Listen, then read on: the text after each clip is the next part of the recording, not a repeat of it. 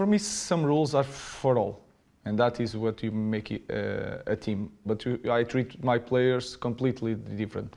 They are different people. We'll get back to Ruben Amorim in just a quick second. But remember, if you like this video, please like, share, and subscribe. And if you've got anything to say, if something in this video really kind of grinds your gears, or inspires you, or piques your interest, if you've got any questions or comments to make, please put them in the comments. And if you are a regular viewer of the Big D, please, you are more than welcome to interact with me in the comment section. I read all the comments. And for you new viewers, you are more than welcome to make whatever comment you would like to make in my comments. Now, just before we get back to Ruben Amorim, I want to pose a question to you. Do you think Ruben Amorim is the right man?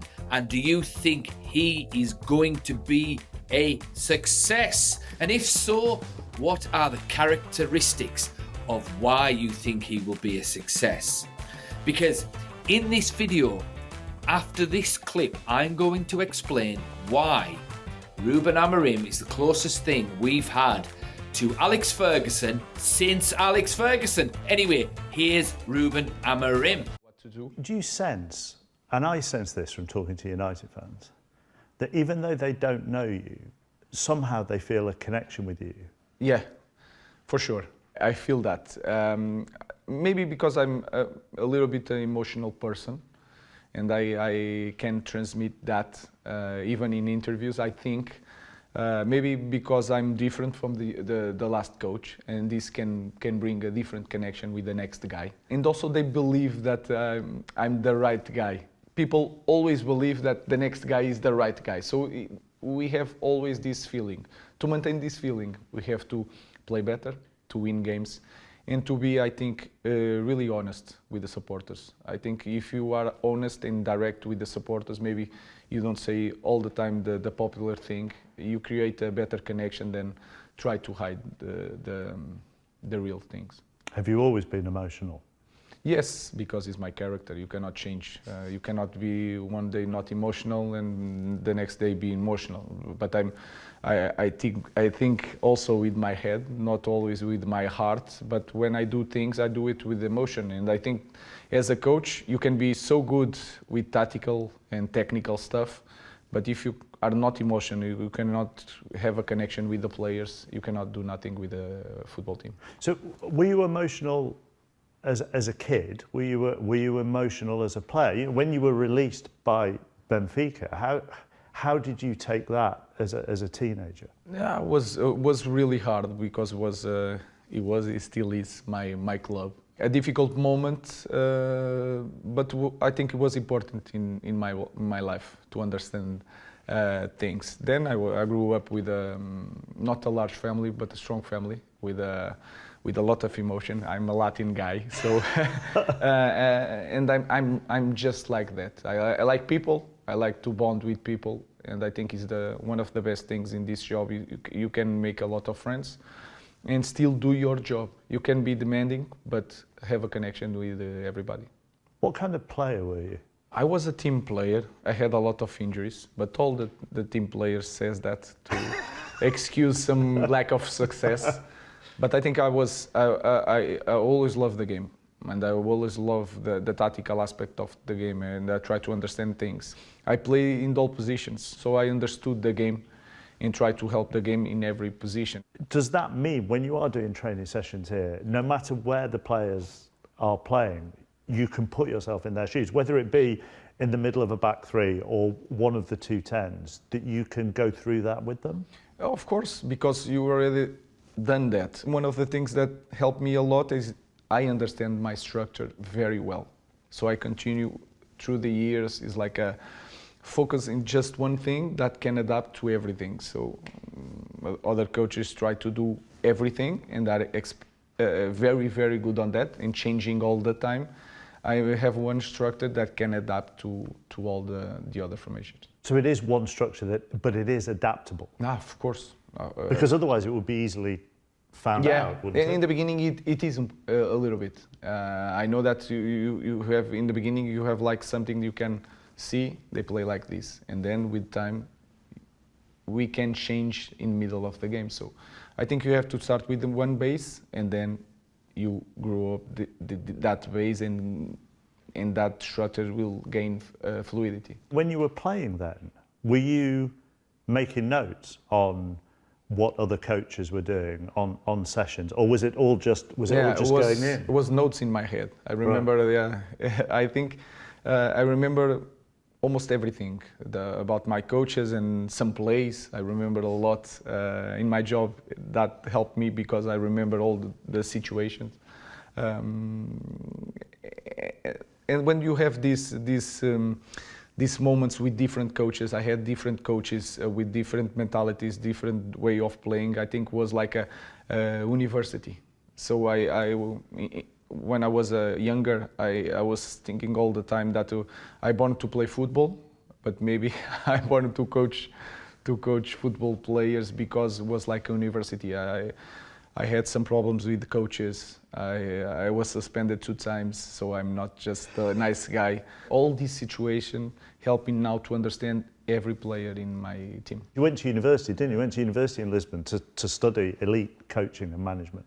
Was that a big part of it, the sort of emotional side of individual? Yes, and I'm not ashamed to say I had also, you don't say therapist here? Yeah, it's therapist, like a psychology. Yeah.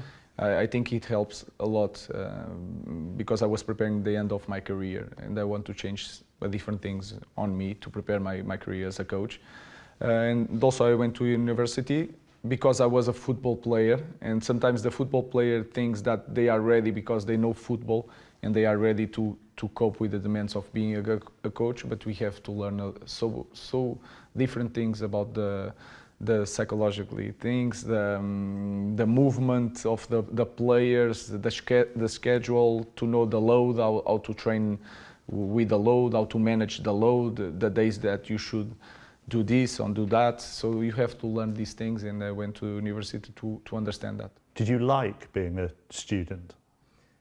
Yes, it's not all the subjects are funny to learn, but that's why I have a very good staff. And for me, I need some time to see other coaches. It's so important to see other coaches, see other ideas. And also, you need time to be fresh, to have the connection with the players. If you are always overwhelmed with the physical aspect, the data, and everything, you cannot be free to think in the others people needs. Do you think you are one coach with the same approach and same mentality, no matter who it is in your squad? Or do you think you have to be a slightly different coach to different players? For me, some rules are for all, and that is what you make it, a team. But I treat my players completely different. They are different people. How long do you think it takes you to get to know your players before you go, right, I've got a real grasp of my squad here? I think not too much, but that was my experience. I'm not saying that here is going to be the same, because it's a different culture, different club, different attention, different people around the players, so I don't know here. But in my past was really fast, because also I was in my country. Yeah. So it's different. I know the culture and the feeling of each one of them. So I hope to be in the same way here. Yeah, so, I mean, I was quite cynical towards just the, general changing of the manager post Erik ten Hag. I was quite happy to see Erik ten Hag stay in charge of the club moving forward and just let them sort of break through this bad patch, or the bad patch that they were going through at the time, because I was sick to death of the manager merry-go-round. And I still kind of think the cynic in me still kind of thinks that Amorim won't be there for like a long time. He certainly won't be there for 30 years. I think he's probably got a 3-year cycle. I could be wrong. he could be the next best thing. And if that's the case, then great. And he builds a winning team, then fantastic. I look forward to that. But I can't help but be optimistic too. A little bit of a Jekyll and Hyde character, really. And in that video there that I've just posted from the Beeb, there's some things that he's saying that reminds me so much of Alex Ferguson. And in all the coaches that we've had since Alex Ferguson, they've all been very different. I mean, David Moyes was basically a bootleg version of Alex Ferguson. And I mean, he wasn't even a bootleg version of Alex Ferguson. He was just Scottish and young. That was it. I mean, he didn't play attacking football and he wasn't a great man manager. And that's basically what Alex Ferguson was. He was a great man manager. He was good at spotting talent. He was good at getting the best out of the talent, and he played attacking football. David Moyes didn't really do much of that. And then we had Louis van Gaal, who was only good with the technical players, the technical European players, that is.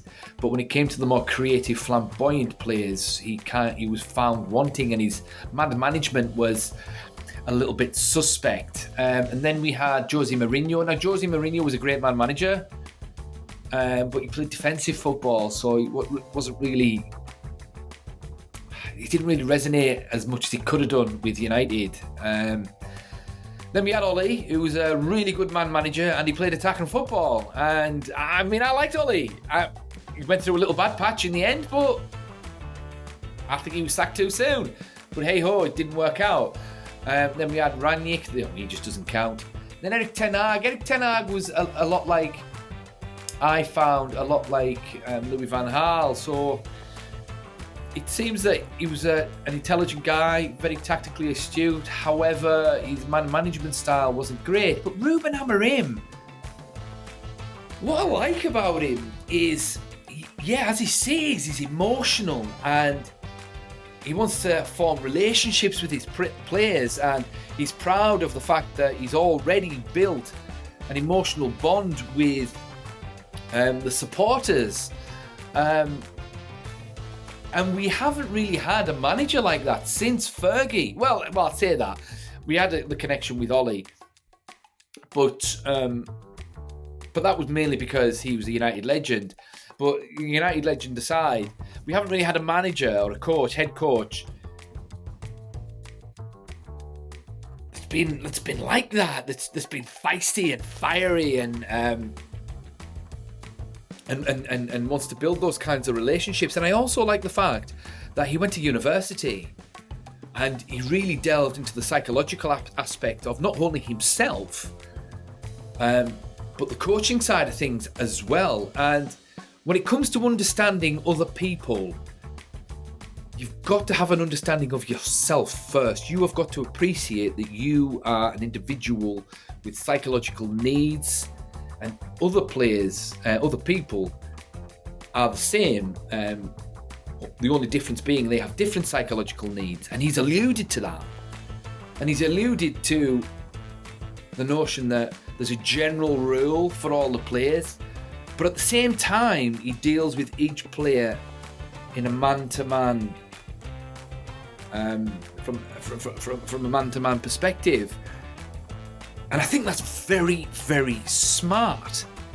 Now, Alex Ferguson was like that. There was general rules that were enforced at Manchester United when Alex Ferguson was in charge, but he also knew that you could motivate Wayne Rooney one way, but you could motivate Nani another way.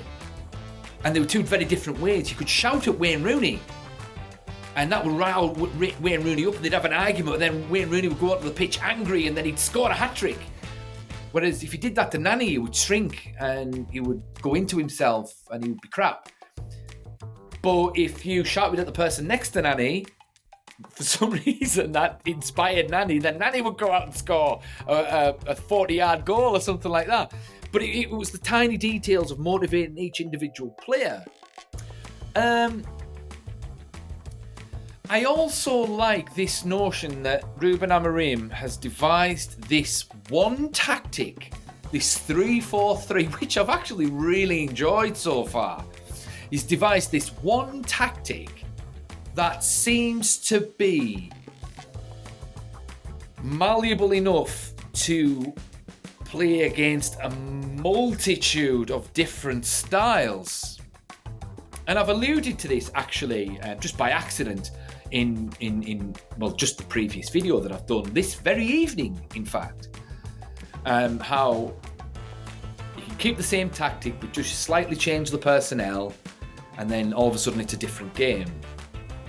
Yeah, and the team can go from being a team that absorbs pressure, then hits teams on the counter and sucker punches them, but you can also be a team that dominates possession, that unpicks stingy defences.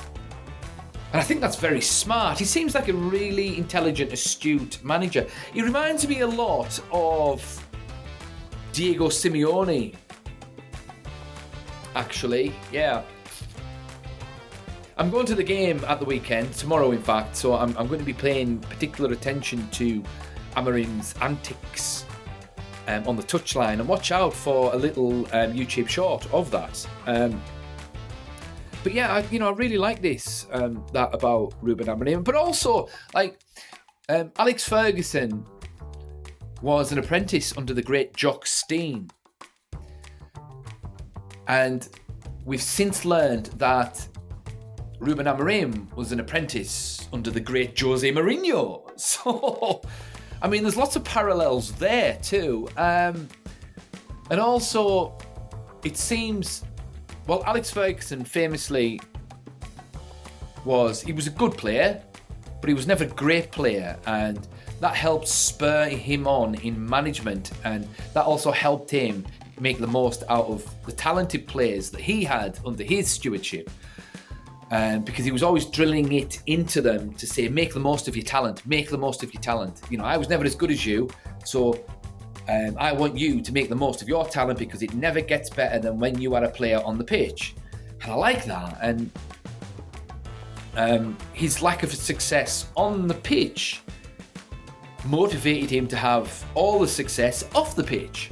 And in that little clip there, Ruben Amorim kind of alludes to something similar too. He mentions that he was a team player and that he didn't really have a lot of success on the pitch. So that seems to, it must have motivated him to be successful off the pitch, because he's just skyrocketed to success over the past, 4 years, 5 years, something like that.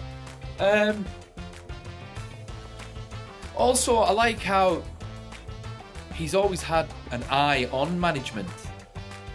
You know, as I've mentioned, he's been going to university, he's been doing courses, he's been making mental notes with all the coaches that he's worked alongside and whatnot. So